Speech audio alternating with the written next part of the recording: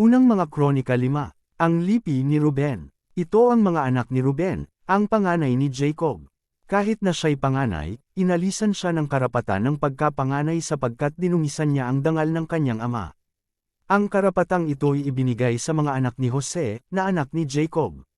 Bagamat ang lipi ni Juda ang kinilalang pangunahin sa magkakapatid at isang pinuno ang nagmula sa kanya, ang karapatan ng pagkapanganay ay iginawad kay Jose.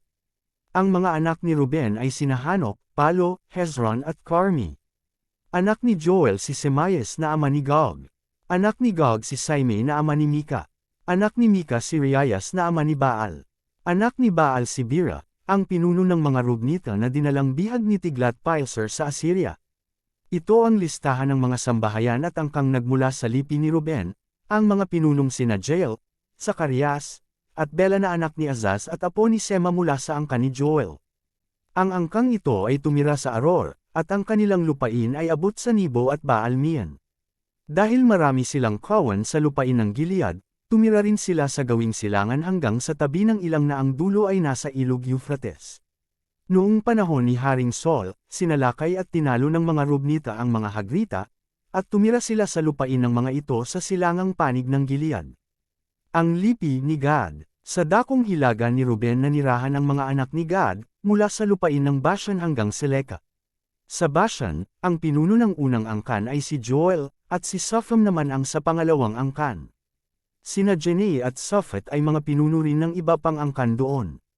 Kabilang pa rin sa lipi ni Gad sina Mikael, Mesulam, Sheba, Jorei, Jachan, Zia at Eber.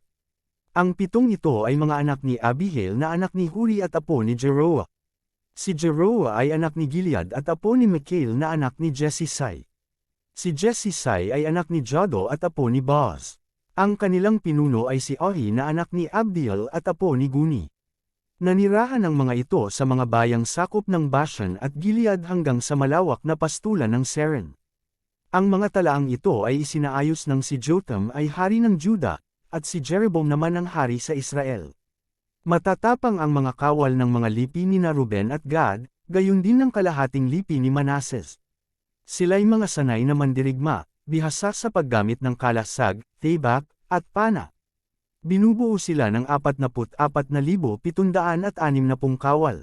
Nakipagdigma sila laban sa mga Hagrita, Jetcher, Naphas at Nodab. Nagtitiwala sila sa Diyos at laging nananalangin sa Kanya. Dinirinig naman sila at laging tinutulungan. Dahil dito'y nalupig nila ang kanilang mga kaaway. Ito ang nasamsam nilang hayop, 50,000 kamelyo, 250,000 tupa at 2,000 asno. May 100,000 kawal naman ang kanilang nabihag. Marami silang napatay sa kanilang mga kaaway, sapagkat ang Diyos ang nanguna sa kanila. Patuloy silang nanirahan sa lupaing iyon hanggang sa sila'y dalhing bihag sa ibang bansa. Kalahati ng lipi ni Manases. Ang kalahating lipi ni Manases ay napakarami. Kumalat sila sa iba't ibang lupain mula sa Bashan, Baal-Hermon, Sinir hanggang sa bundok ng Hermon. Ito ang mga pinuno ng kanilang mga angkan, sina Ifer, Isi, Eliel, Azriel, Jeremias, Hod-Avias at Jodil.